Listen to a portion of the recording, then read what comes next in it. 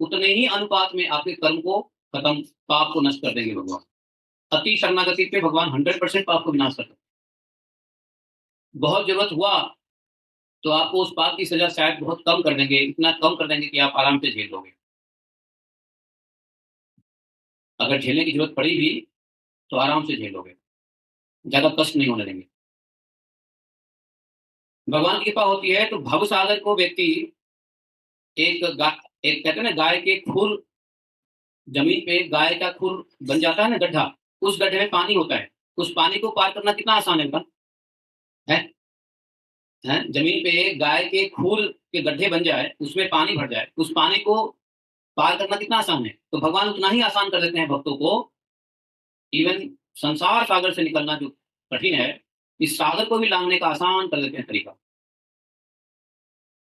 तो भगवान की भक्ति, यदि किसी को लगता है कि हमने पाप किया है, पाप हो गया है कोई बात नहीं है, अज्ञानता हुई है कोई बात नहीं है, लेकिन जब पता चल जाए तो तुरंत भगवान की शरणागति में आ जाओ, संसार को आनंद लेने के चक्कर छोड़ दो।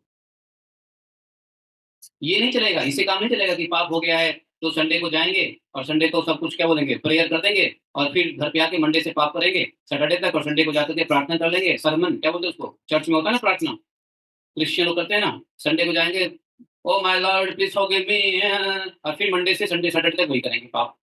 और एक दिन जाके फॉरगिव मी Confession. हैं?